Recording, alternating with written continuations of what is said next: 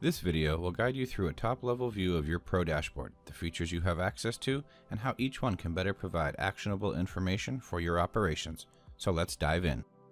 Upon logging into your trueWeather account, you will see two main features, the Alerts toolbar and the Weather Radar, with the Weather Radar centering in on your default location. We will go over how to configure all of the various settings I'll be mentioning during this video in a separate video.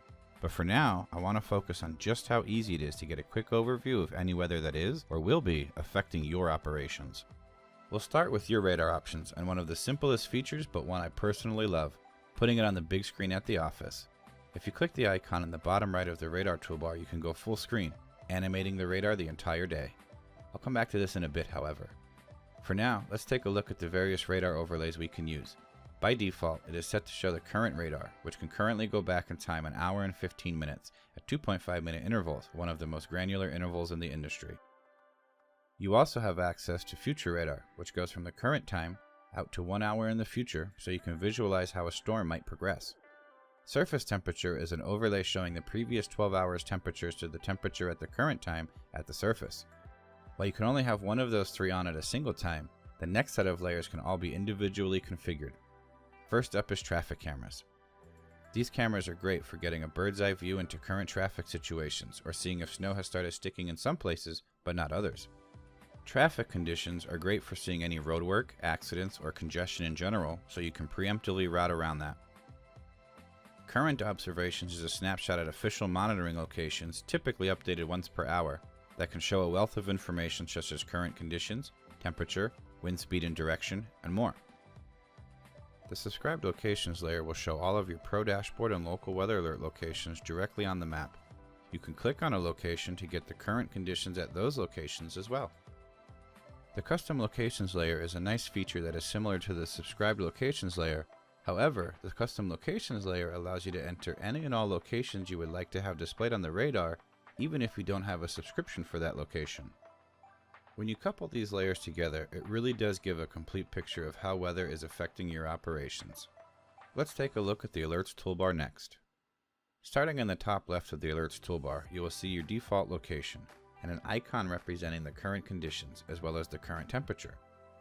If you click on the currently selected location, you will see a list containing all of your subscribed Pro dashboard and local weather alert locations, as well as their respective current conditions.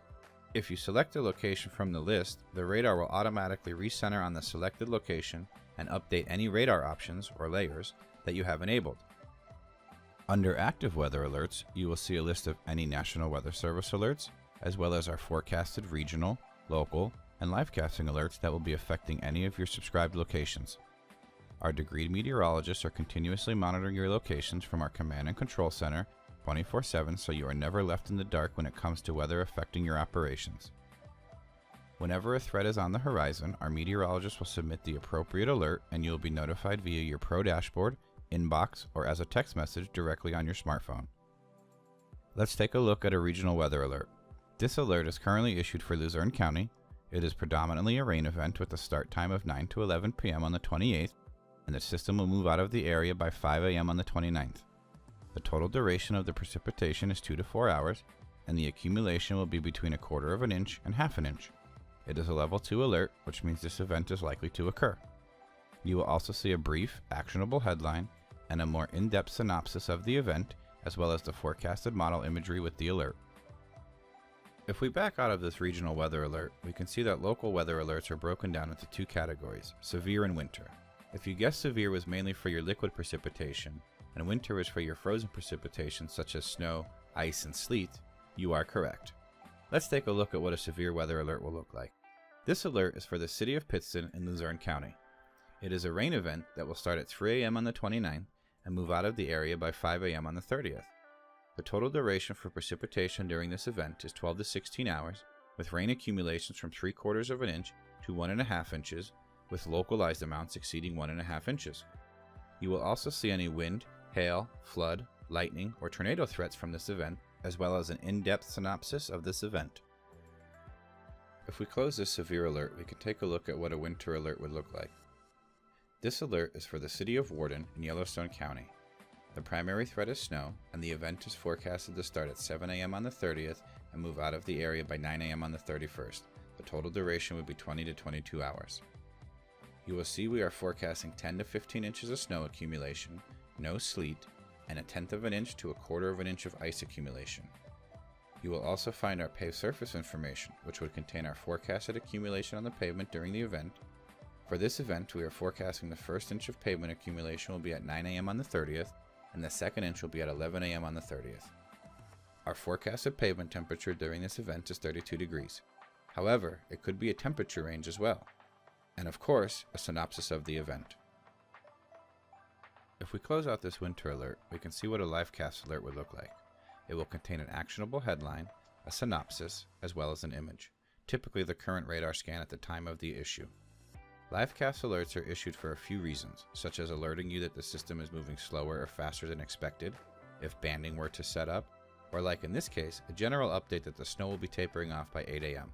While this Lifecast was issued as a general update to an event that was already underway, we also issue Lifecasts for pop-up type events like squalls or unforecasted severe thunderstorm events during the warmer months, just to name a few.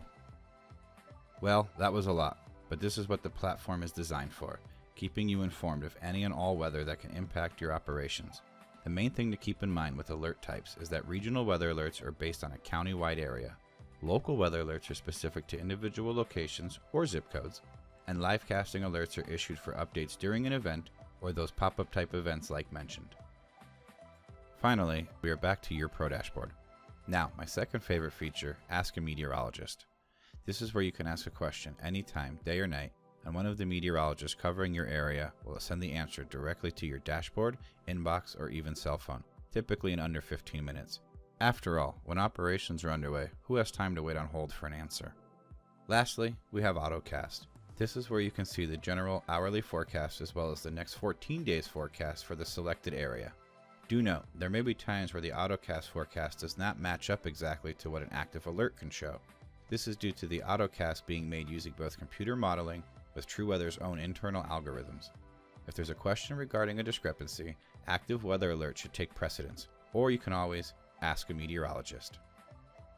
While we hope you found this tutorial informative, there is a wealth of further tutorials showing how the trueWeather platform can be utilized to help your operations, as well as how to configure the various options available to you.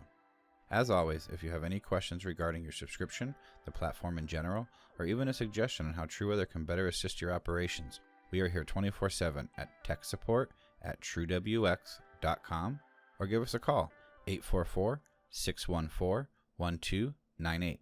Thanks for watching.